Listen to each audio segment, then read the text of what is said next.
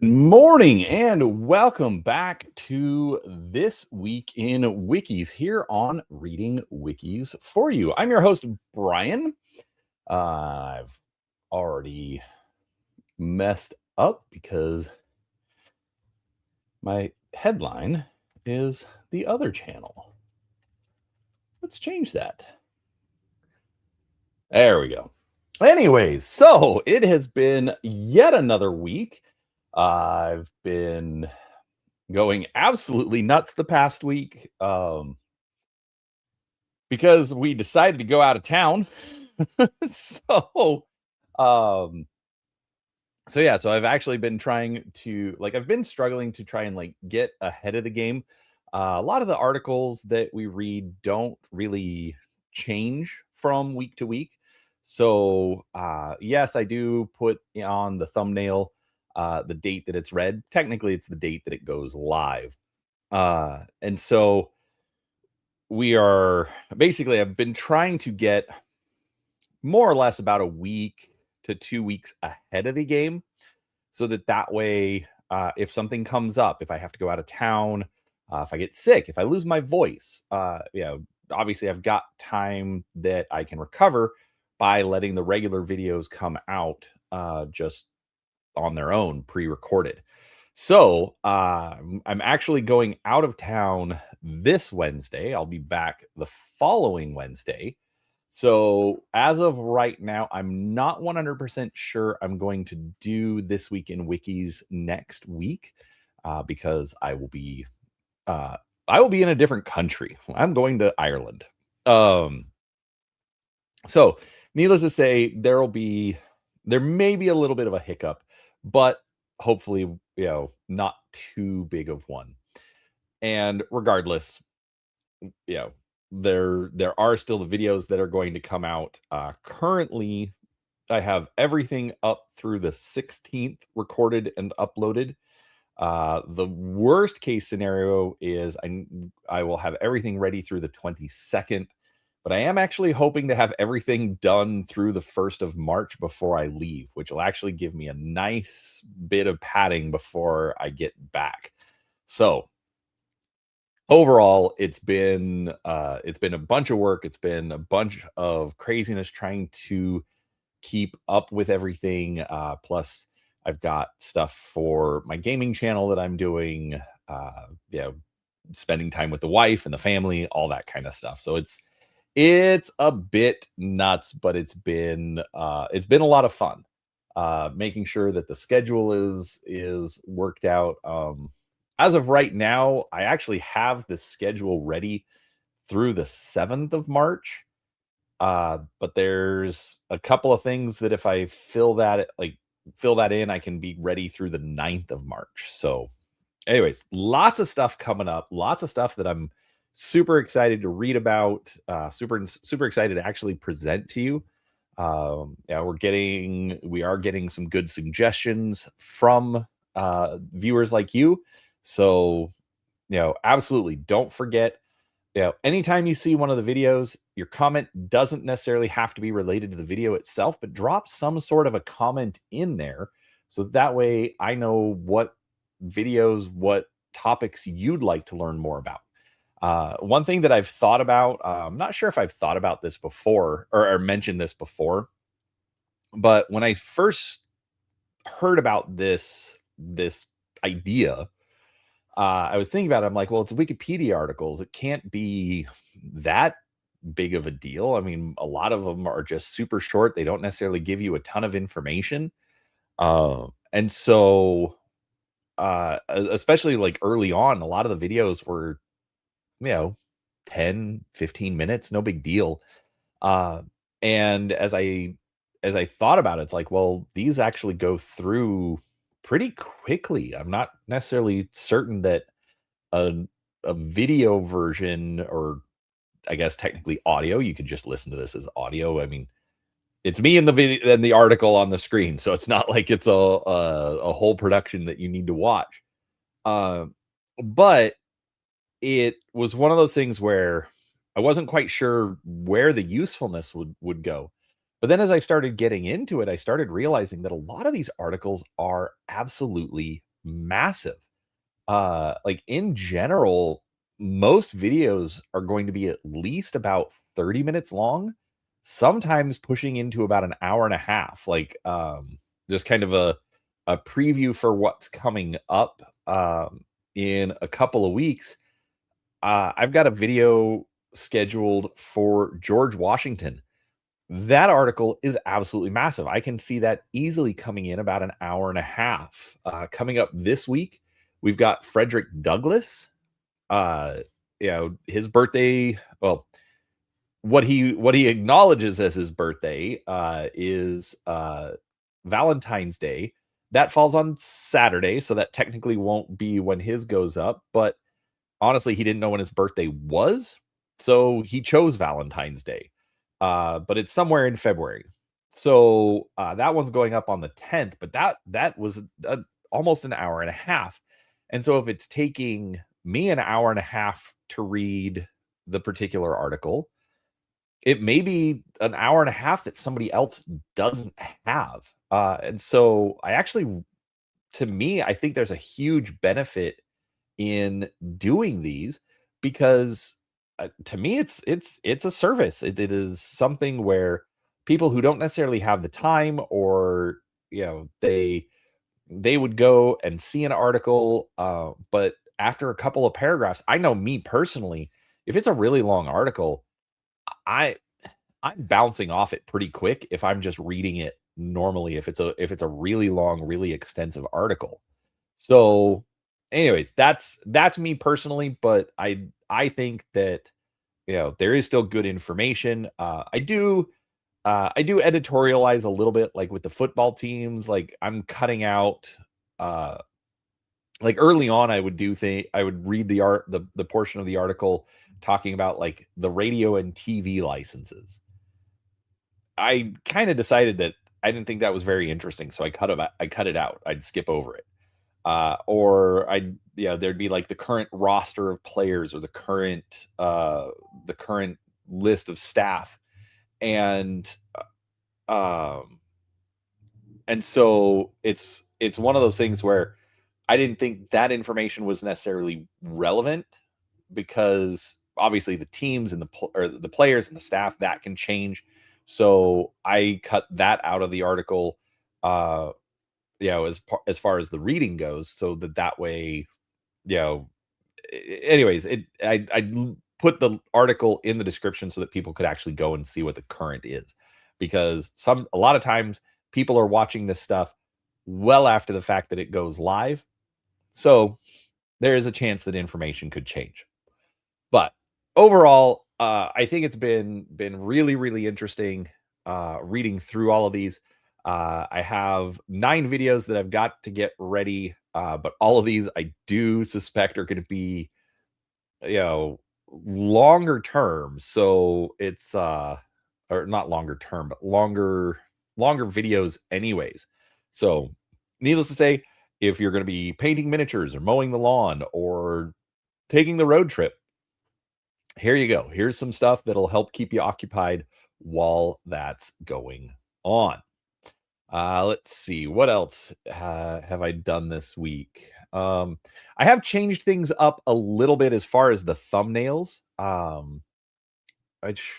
think I mentioned that, but I used a different frame for the fiction videos that go up on Saturday and Sunday. Again, just to kind of make sure that we're differentiating, like what's just a regular article, what's something that's more related to current events, what's something for a fictional wiki. I don't, I want people to be able to at a glance know what kind of a video they're getting. So I may change it up some more in the future, but I think for now we've got a good mix.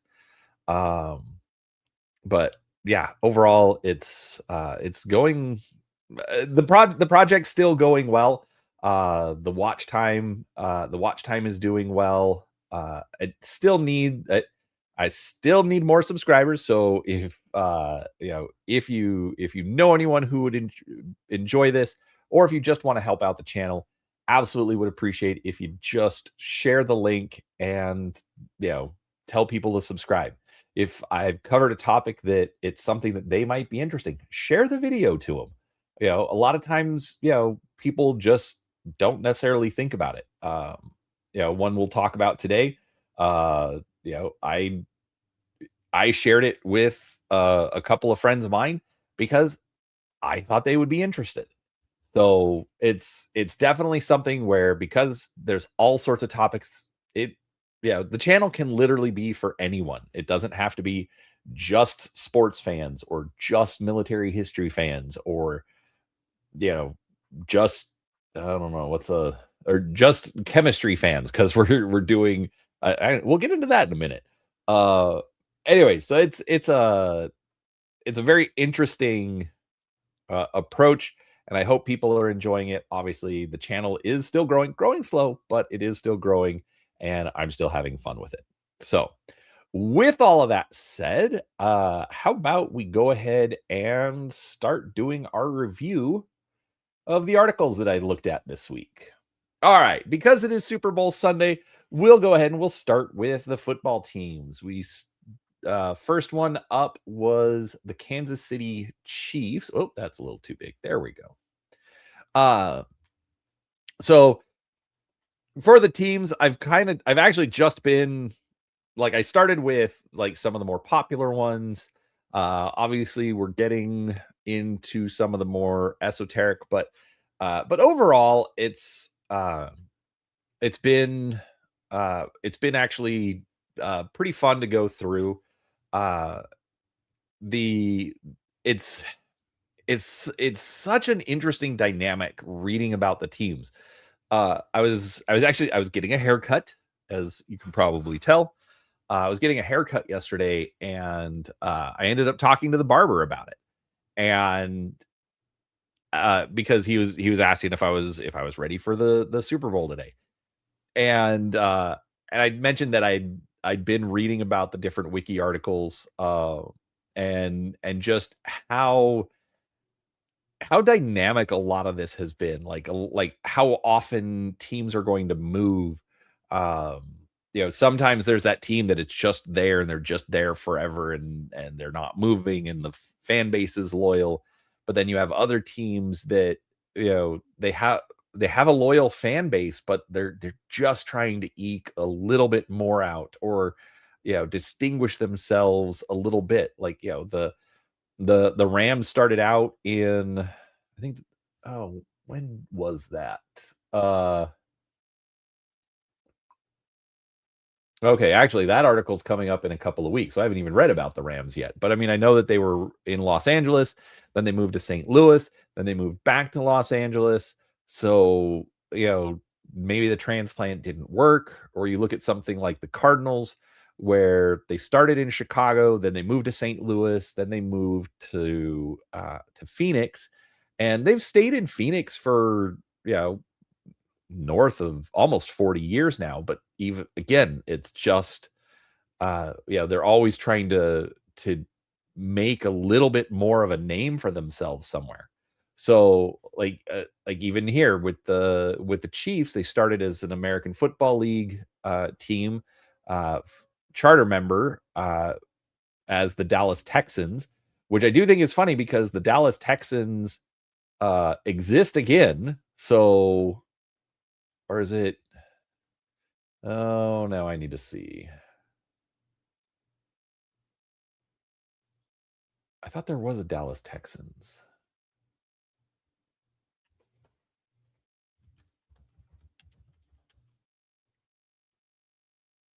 No, it's the Houston Texans.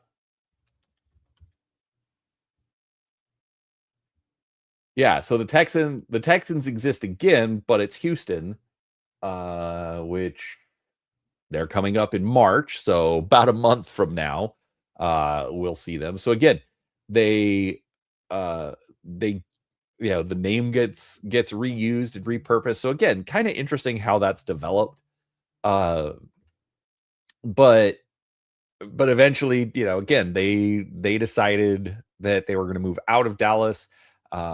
to kind of, differentiate themselves from the Cowboys and moved to Kansas City.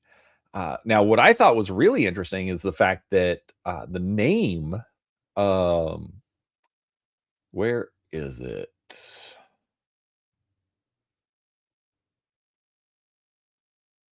Okay, so Hunt agreed to move the franchise to Kansas City on May 22nd, 1963, and on May 26th, the team was renamed the Kansas City Chiefs. Hunt and head coach Hank Stram initially planned to retain the Texans name, but a fan contest determined the new Chiefs name in honor of Mayor Bartle's nickname that he acquired in his professional role as scout executive of the St. Joseph and Kansas City Boy Scout Councils and founder of the scouting society, the Tribe of Mikosay. So, that I actually thought was really interesting, like, especially, like, when you hear, like, the Chiefs or the Indians or the Redskins, there's, you kind of assume a Native American, approach to it, but the fact that it actually comes from the Boy Scouts in this particular case, uh, I I think is absolutely fascinating, not something that I would have expected, um, but as I mean, essentially so Mayor Harold Roe Bartle, essentially, he was instrumental in um, getting the team to move to Kansas City, and so the team ending up getting renamed in his honor. I think that's actually really cool. Um, and especially for me, like, I do have a background with Boy Scouts. I'm an Eagle Scout. Uh, so the tribe of Mikosay, I mean, that's actually a much more regional thing as far as scouting, because it's an affiliate organization. So if you're familiar with Boy Scouting, sort of like Order of the Arrow, but much more regional. In fact, I think it only really exists. Um, Yeah, it's only used by 2 local councils, the Pony Express Council and the Camp Geiger Reservation, and the Heart of America Council at the H. Rowe Bartle Scout Reservation. So, um, so yeah, it's literally only used um, in just a couple of locations. So, like, very, very niche, very, very kinda esoteric for that, but still just, anyways, I thought that was super fun to learn about that. And it's actually one of the reasons that they've resisted a lot of the push for changes in the name and some of the genericized Native American imagery that they use, um, because it isn't about a specific people. It's about Boy Scouting and how Native American aspects have been applied by the Boy Scouts, and at least in my experience, in my history, was always done very, very respectfully. So yeah, this is. Anyways, I thought that was cool.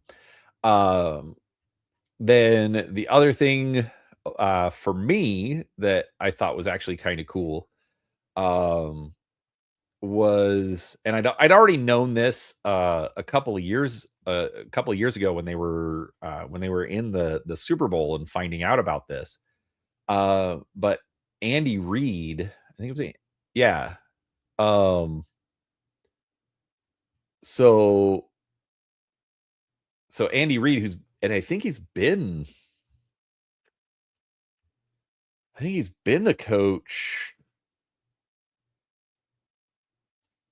for for the last 13, or, well, 13, yeah, 13 years. Um, he's been the head coach of the Chiefs. But again, for me, and this, I always end up kind of bringing this up. He's a member of the Church of Jesus Christ of Latter-day Saints. He was, I think he graduated Yeah, graduated from BYU. Um, you know, coach, even coached at BYU. He did coach at NAU. Fine. ASU is better, but that's a whole separate issue. But anyways, but he's had a great year. Um, or not great year, but like a great career as a coach. So usually what I see with usually what I see with coaches in the NFL is like they are given very, very little time to try and make a name for themselves. Like they'll come in and it's like, okay, so they have a bad first season, they'll go 2-12 and boom, they get fired right away. I get that, the owners don't want losing seasons, but like, they they don't like there has to be something more. I mean, you're dealing with professional athletes. Like the thing that's one thing that I still don't understand is what are like for me, like, okay, a coach is going to essentially kind of teach the players, but what is he going to teach the what is he going to teach the team that professionals at this level don't already know? So again, that's me. That's my lack of knowledge. I probably should do some more research into that, but that's a whole separate issue. Um, but again, so the fact that he's been able to, especially modern day, been able to stick with the team. He hasn't always had great records, but overall, he's had a really, really good record with the Chiefs. And I think they've won at least. Yeah, I mean, it says he's led the Chiefs to 9 consecutive division titles and 5 Super Bowl appearances. So, he ain't doing poorly as a coach, that's for sure. Um, they've won 3 times. Um, Super Bowl 54, 57, and 58. So even a couple of back-to-back years. So, even not winning um, the full divisional titles, they're still keeping him around. So anyways, w- just really, really cool. Um, Fun to read about these guys. Overall, they seem to have a lot less drama than some of the teams.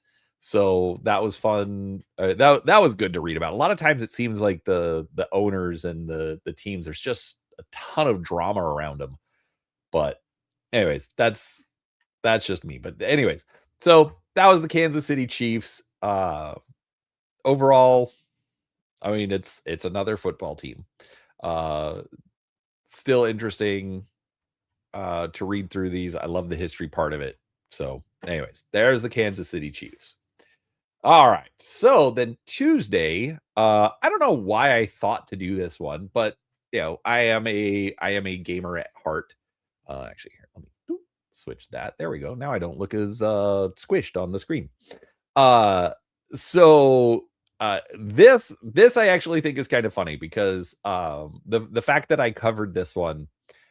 So I love games, board games, miniatures, role playing, whatever it is. I'm a fan. And I can't stand Catan. I've tried. I have played it before. I've played it many times. I've never liked it.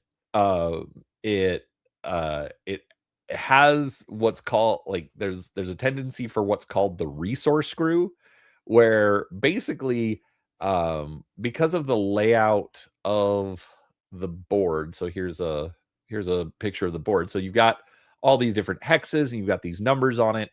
And then basically, if say you're the red player, if you have a little red house here at this intersection and a 3 is rolled, well, then you're going to get some wheat. And if a 4 is rolled, you're going to get some wool. And if a 12 is rolled, you're going to get some wood. So, it makes it there's a randomness to how you get the resources. The problem is the way the dice work, and I'm not even sure the dice are actually very good because the dice that come with the game, they're wooden dice. Why they're wooden dice, I don't know, but you would think that wooden dice are not balanced properly, but because of the way that wood works. Anyways, so uh the resource screw, basically it's like no matter how the dice are rolled, it's like, well, a 3, a 4, and a 12 never came up. So I didn't get any resources. Or if you're white, 2, 9, and 10 never came up. So I never get any resources. And so it's super frustrating to me because if you don't get any resources, you can't do anything. I mean, the whole point of the game is like, so these little rectangular pieces of wood, those represent roads between your cities and your towns. And so if you don't get your resources, you can't build your roads. If you can't build your roads, you can't build your city. If you can't build your city, you can't score any points and you can't win the game. And so seriously, like all the time, you end up just like I hate it. I hate it so much, and it's annoying. And like part of the game, it's like, oh well, there's a trading aspect. So if you get too much wheat, well, you can trade some of your wheat to somebody else so that you can, get get the wood from them. Yeah, but it never works that way because they don't want to trade with you because they don't need wheat. They've already got wheat, or it's not used enough, so they don't care. But they manage to have like a hit. Anyways, I'm ranting and screaming and complaining. Um, but the point is, it just frustrates me, and I don't like the game. But it is so massively popular with so many people, and I'm glad for them. I'm glad they enjoy it. One of my best friends, he really, really likes uh playing Catan. And for his birthday a couple years ago, he wanted, like, he got his wife got everyone together and they invited us over and we played Catan. And I told them I don't like it because of this, because of the resource screw. And what happened? I got resource screwed. So it was it was just, that was so annoying. So, anyways, that's just my personal rant. But the thing is, I had a wonderful time playing with my friends. I would like if they came, if they said, "Come over, we're playing Catan," then I would play Catan with them. But that's just my rant. But it is absolutely an influential game, especially because of when it came out and the influence that it had on board gaming. Because it originally came out in 1995, and when it finally came over to the US, basically that's when you start seeing a lot of what are called Euro board games coming over to the United States, is after Settlers. Because a lot of times that's what it takes, is something blows up and then everybody's like, oh, let's go get this one, let's go get that one, and they bring over and they'll do translations and all that kind of stuff. um it is also kind of sad at this point, because originally you would get board games, like they would release board games in Germany and it would be years before they would make it to the United States. Um, but over time, it's just gotten to the point where the games are just published in all the languages simultaneously. So when I finally went to Europe a couple of years ago, I promised my wife, I'm like, I'm not going to buy any games to take home that I can't already get at home. And I love visiting game stores as I travel. And we would go in and I couldn't find anything because there was nothing that wasn't already available at home. So, anyways, it's the way the industry has shifted. I get it. But Catan absolutely was one of those major influences on it. So overall, it's a hugely influential game and one of the reasons that I covered it. So I'll cover more games in the future, just as if they come up and um there's relevant information about it. We'll have some fun. So that was Catan. All right. Then on Wednesday, we looked at um the F-117 Nighthawk. So this kind of came up because I forget what I was watching. Uh but I was watching a I was watch I was either watching something or I read something where essentially what happened was a Soviet scientist had actually taken um uh, they talk about it in the article. Okay, right here. In 1962, Pyotr Ufimtsev, a Soviet mathematician, published a seminal paper titled Method of Edge Waves in the Physical Theory of Diffraction in the Journal of the Moscow Institute for Radio Engineering, in which he showed that the strength of the radar return from an object is related to its edge configuration, not its size. Ufimtsev was extending theoretical work published by German physicist Arnold Sommerfeld. Ufimtsev demonstrated that he could calculate the radar cross-section across a wing surface and along its edge.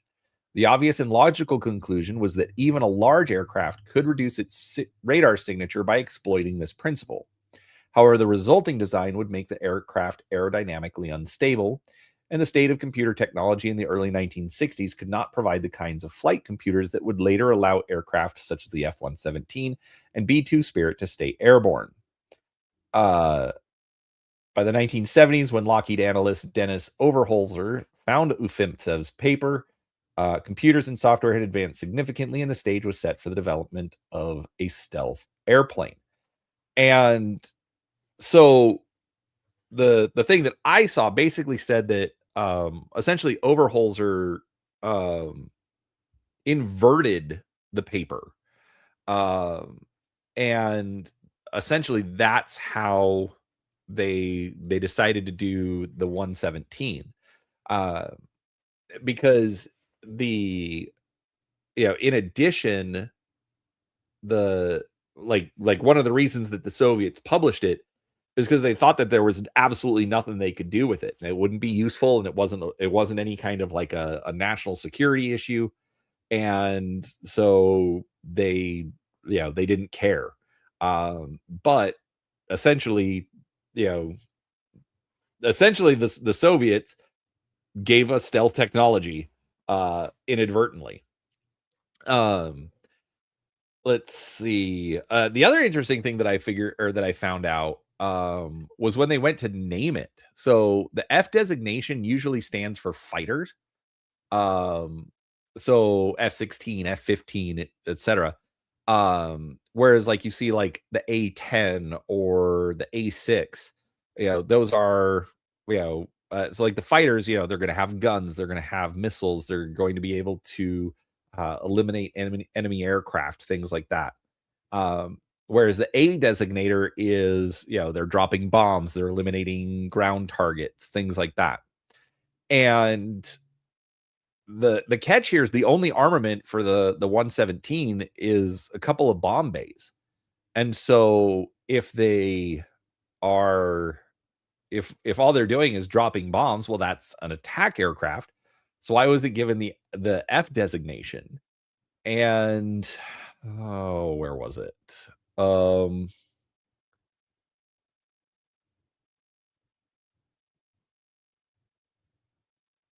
Essentially there was right here. The operational aircraft was officially designated F-117A. Most modern U.S. military aircraft use post-1962 designations in which the designation F is usually an air-to-air fighter, B is usually a bomber, A is usually a ground attack aircraft, etc. The F-117 is primarily an attack aircraft, so its F designation is inconsistent with the Department of Defense system. This is an inconsistency that has been repeatedly employed by the USAF with several of its attack aircraft since the late 1950s, including the Republic F-105 Thunder Chief and General Dynamics F-111 Aardvark. A televised documentary quoted project manager Alan Brown as saying that Robert J. Dixon, a four-star USAF general who was the head of Tactical Air Command, felt that the top-notch USAF fighter pilots required to fly the new aircraft were more easily attracted to an aircraft with an F designation for fighter as opposed to a bomber or attack designation. So essentially, it came down to the fact that, the Air Force wanted the cool kids to fly the plane, or at least wanted them to want to fly the plane. And so giving it the F designation essentially helped them, you know, essentially psychologically manipulate the pilots into joining the program to fly the 117. So I to be honest with you, I've wondered that for years, and I'd never considered that. But to be honest with you, it makes perfect logical sense, and I get it. So that was fun to find out.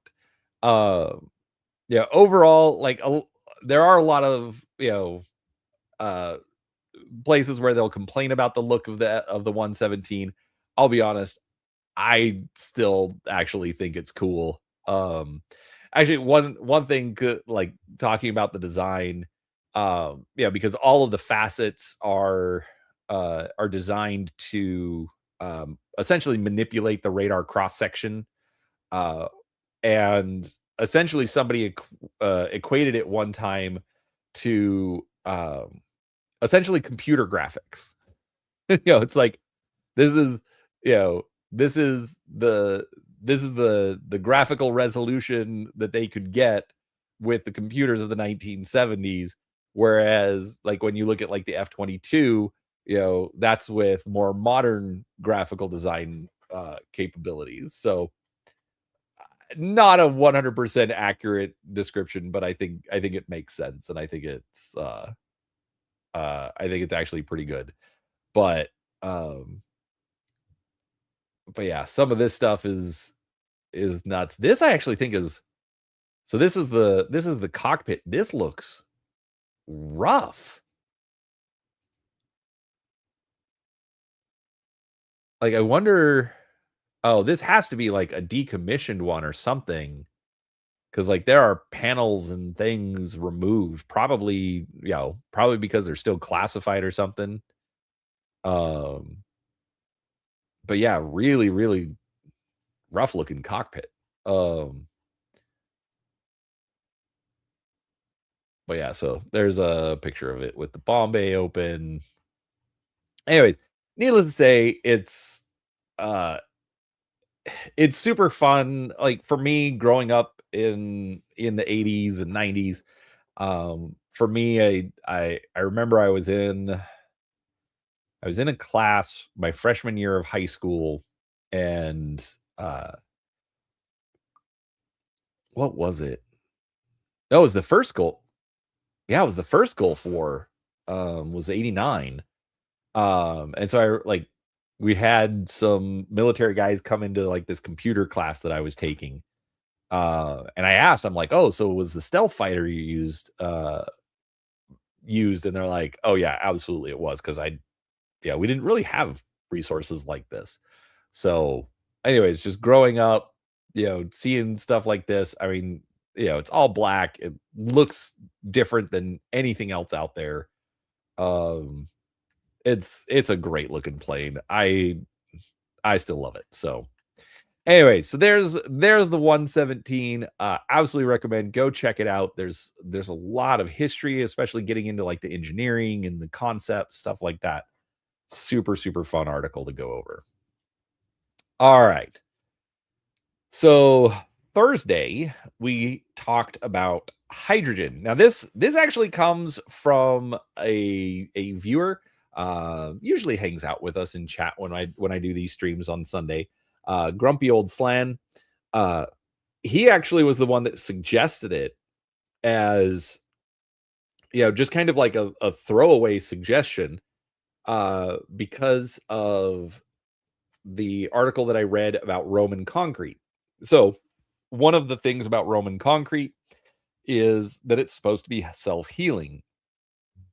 And it turns out that the reason it's self-healing is because they mix in calcium somehow. I forget exactly what it is that they're mixing in, but it has a high amount of calcium. And so when the concrete cracks, well, then it allows water to get into the cracks. And the cracks generally will follow along like these deposits of calcium in the concrete. And so the water gets in, it ends up dissolving the calcium, but then as the water evaporates, the calcium recrystallizes in this crack, which then essentially rebonds everything and makes a solid piece of concrete again. And so reading over that, Grumpy Old Salon suggested that I just pick the first element of the periodic table and just do like one a week and work our way through. And I kind of thought of it as a joke. I'm like, well, that article's not going to be very large. Uh, and when um uh and and I actually go and I look at the article, and remember, kind of my guide here is how big is the scroll bar over here, and this thing is tiny. I'm not even sure how well you can see it, you know, over here in the corner. Um, so it's like, how is an article about hydrogen so absolutely massive? And so it actually ends up going into like, okay, so there's obviously a little bit of background. Then it gets into like the properties. What is it that makes hydrogen hydrogen? How does it react? Why was it named? You know, things like that. Different isotopes. So like, just some common things that you would expect from chemistry. Um, it has been kind of fun trying to remember how to read chemical formula. So I hope I'm getting it right. I'm surprised nobody's come into the comments and just been like, you sound like an idiot. Wouldn't blame you if you did, just saying. Um, but so again, talks about how it's used, how it reacts, all that kind of stuff, just kind of interesting. I did completely skip over this table. I don't read tables. They're boring. So usually I'll skip it. But then what gets really interesting is then it gets into the history and where, like, how it, puts these things to, like, how did we discover it? What was it that clued people into the fact that it existed, especially like right here, like the first recorded, kind of, discovery, even though they didn't really know what they were looking at, was 1671. So it's not like they had like super powerful microscopes. It was literally like, what can they observe with their eyes? Um, but then it would still be another, 100 years before they actually, figure out what it is. That it is a, like right here. So in 1766, Henry Cavendish was the first to recognize hydrogen gas as a discrete substance. So, like again, from the first observation to the first, like to the actual, okay, no, we've got something here, almost 100 years. So just going into the history and then how they figured out that they could harvest it and collect it, um, you know, fascinating. And then early uses of it, what it's used for now. Goes into a little bit about um, the Zeppelins and blimps and stuff in World War One.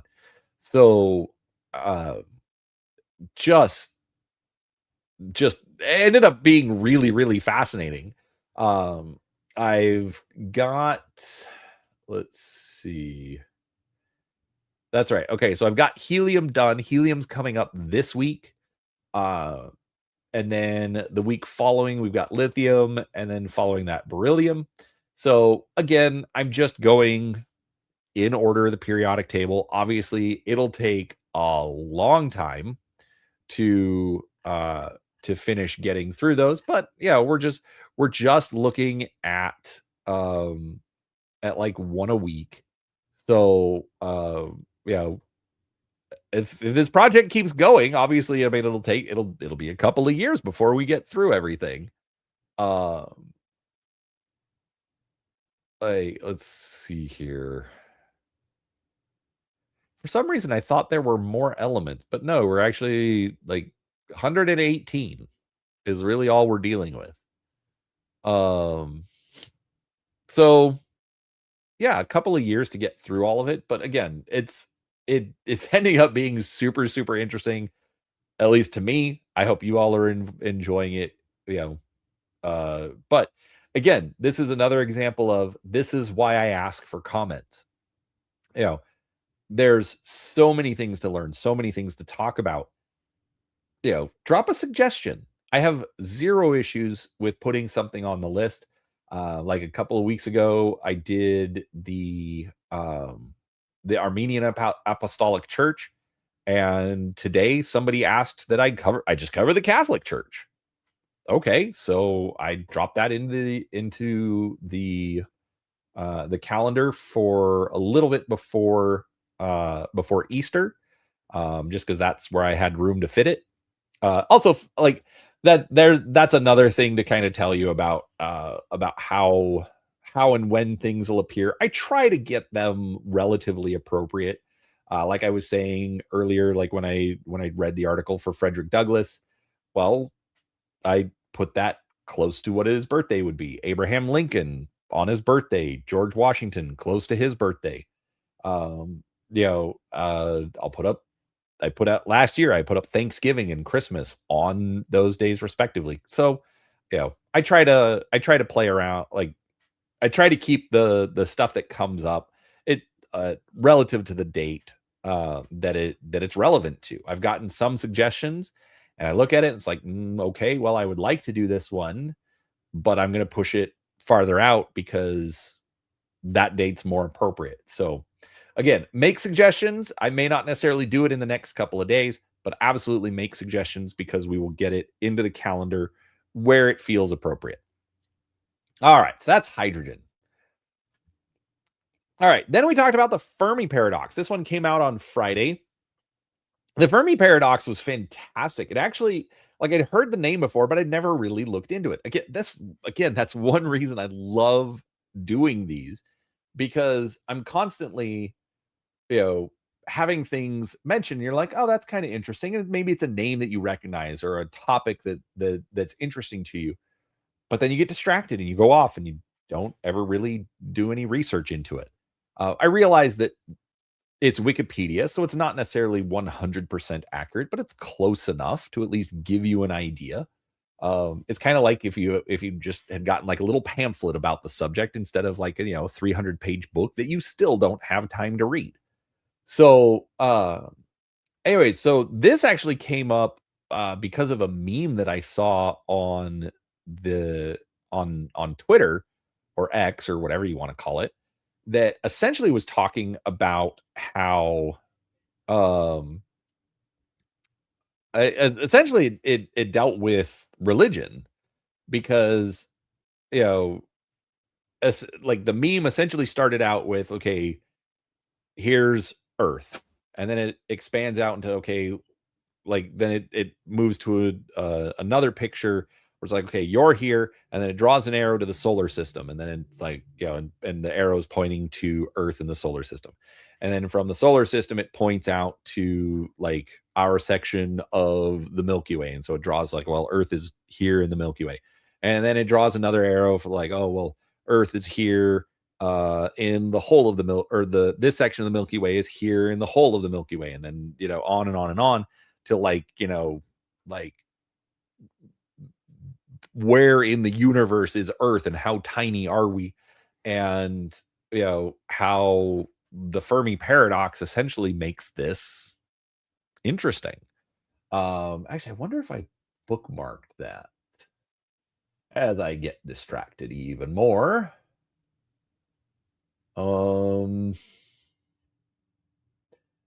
I did not.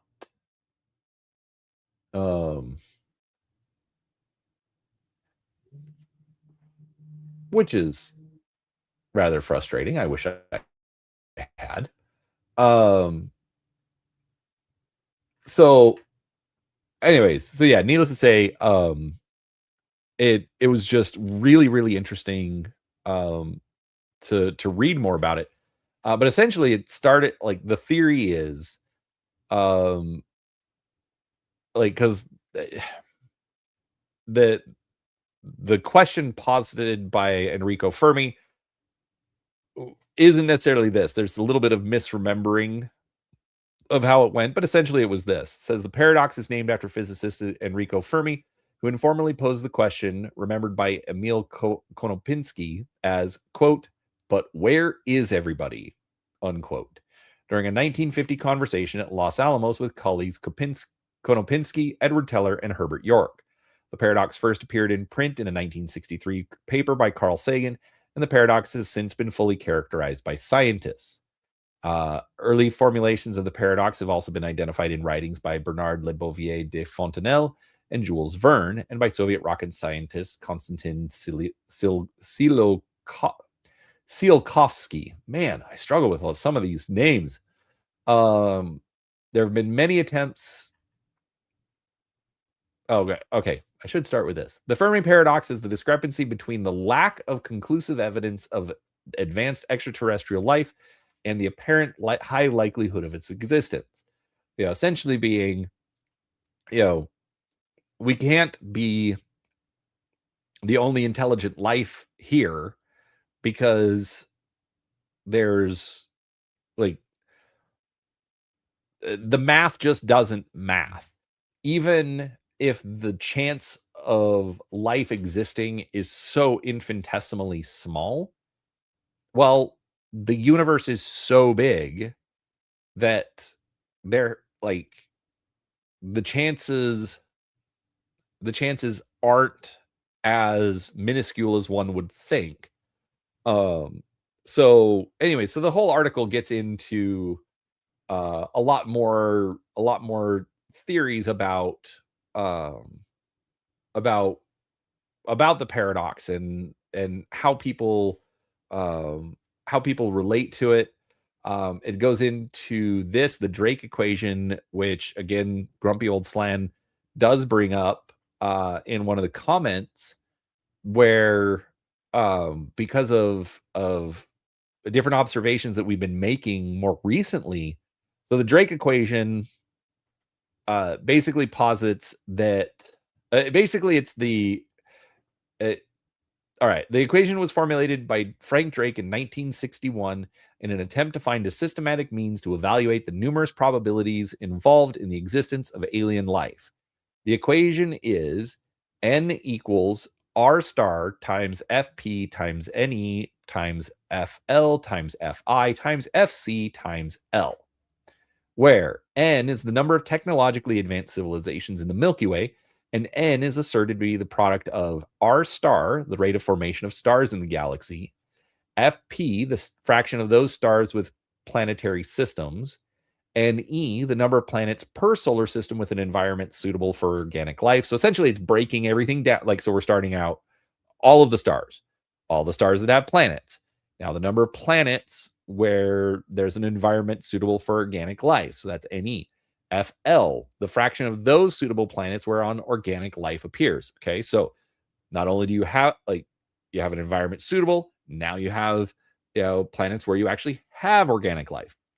And you have Fi, the fraction of life-bearing planets whereon intelligent life appears. So it's not just that there's a plant or an animal, but you have quote unquote people, and then FC, the fraction of civilizations that reach the technological level whereby detectable signals may be dispatched.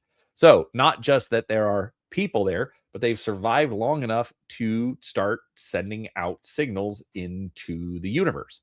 And it's it doesn't count if an asteroid hit the planet and wiped out all of intelligent life. Okay. So and then L, the length of time that those civilizations dispatch those signals. So if they're only sending out signals for 5 years and then they switch to something else, well, it's going to be that much harder. So, but anyways, Sloan was making up the point that that some of the observations that we're making with the James Webb Space Telescope, the Hubble Space Telescope, things like that, where they're starting to identify exoplanets. These numbers are starting to get filled in. And um and I had not thought of that. Like when I started reading it, like because there are says the fundamental problem is that the last four terms FL, FI, FC, and L are entirely unknown, rendering statistical estimates impossible. But that's the point, is that these numbers are starting to appear. So how long is it going to be until, because right now they're finding, yeah, they've found stars with planetary systems. And they found you know, theoretically planets, like I don't know how, like I don't fully understand how they determine it. But okay, this like basically it's like refraction of light and things like, because with a telescope, that's really all you have to work on. And so again, it's like they've got some of these numbers now, and they're starting to put it together. As these numbers go up, the probability of finding it also goes up. So anyways, there's just so much. Because then it goes, yeah, oh, right. Uh yeah, then it gets into this point about grabby aliens, which I hadn't thought about. Basically, it's like there's loud aliens that expand rapidly in a highly detectable way throughout the universe and endure, while quiet aliens are hard or impossible to detect and eventually disappear. Basically, loud aliens, you know, they go through and they're conquering everything. Quiet aliens, well, they're not saying much and they're kind of hiding. But then grabby aliens prevent the emergence of other civilizations in their sphere of influence, which expands at a rate near the speed of light. The authors argue that if loud civilizations are rare, as they appear to be, then quiet civilizations are also rare. The paper suggests that humanity's existing stage of technological development is relatively early in the potential timeline of intelligent life in the universe, as loud aliens would otherwise be observable by astronomers.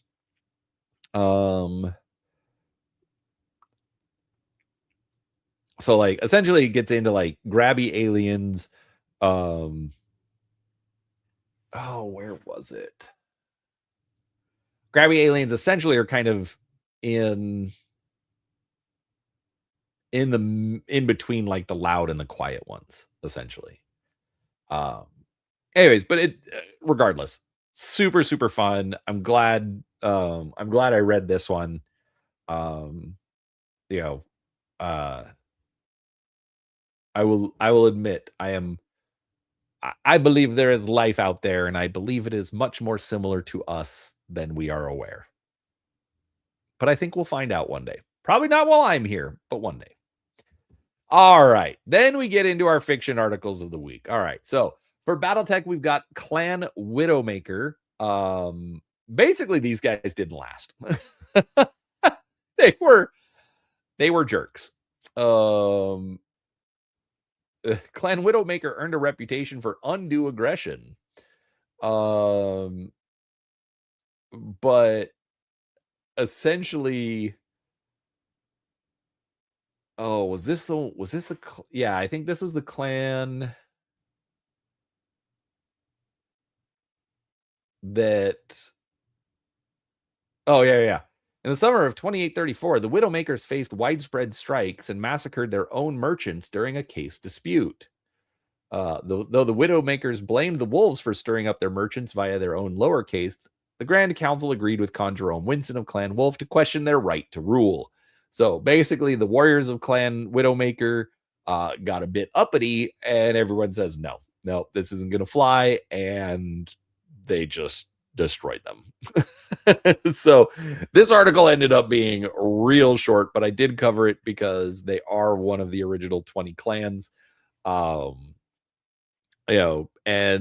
some of the clan dynamics are really fun, really interesting to follow. So absolutely absolutely recommend checking that one out. Let's see. But yeah, other than that, they didn't last long. They do still technically show up through like Clan Wolf.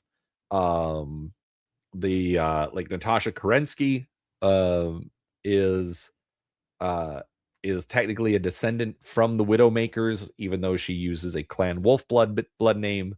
So anyways, kind of fun there. anyways, that's Clan Widowmaker. And then finally, for our 40K article, I looked at Eldrod Ulthron of the Eldar. It's not Eldari. Oh my gosh, I hate that name. I I know why they did it, but I don't like the fact that Games Workshop went through and renamed everything just to make it, more trademarkable. I don't like it at all. I thought it was dumb. Anyways, I did actually learn a lot more about 40K just by reading this article. Like, I'll be honest, I did not realize that essentially Slanesh didn't exist until about the time of the Horus Heresy. I like Slanesh was created when the Eldar, got too debaucherous. And so the fact that the Eldar or anyways, but I didn't realize that the Eye of Terror and all that kind of stuff came out about the same the Horus Heresy, all of that roughly the same time period. Then I also like the part where where was it? Essentially it talks about how Eldrod is essentially he's dying by turning to crystal after 10,000 years. So just a fun part of the story because he's doing everything he can. Like he knows that humanity is important to stopping chaos, but like humanity doesn't trust him. He hates humans, all sorts of stuff. Anyways, it was a super fun story to read. Anyways, I love how deep, I love how vast the 40K universe is. But regardless, this one was great. I enjoyed reading through this one. So that is our last article for the week. So absolutely, I do hope that if you're seeing this, if you like these kinds of topics, make sure you hit that subscribe button. I do put up a new video every single day. I've been consistent every day since September 1st. Technically August 31st, but I don't count the first video. I need to make a new intro video, but that's a separate topic for another day. Anyways, but I put up a video every single day, so make sure you come back. I have been struggling getting more current events ones, but I haven't seen anything in the news that really grabbed me. So remember, the current events videos are going to be more as I'm inspired to do them, as opposed to I'm going to make sure that one comes out every day. Other than that, I might start adding some more fiction ones, but we'll see how that goes. So it might be a little heavier on the weekends, because I'm no matter what, fiction videos are always going to be weekend videos as opposed to during the day. If a video talks like if it's on a Wednesday and I'm talking about Star Trek, well, then I'm talking about Star Trek, like as the television show and how it was produced and created and things like that. Whereas if I'm talking about Vulcans, well, that would be on Saturday because Vulcans aren't real. Sorry, Trekkies. All right. So with that said, the Super Bowl's coming up. I got family over, and so it's time to end the stream. But regardless, thanks so much for hanging out, everybody. If you're watching this on the replay, I hope you enjoyed it. If you did, hit that like button. As I said, hit the subscribe button. And of course, don't forget, drop a comment down below. Let me know something that you'd like to know more about, and we'll get it in the schedule and go from there. So thanks for watching, and we'll talk to you next time.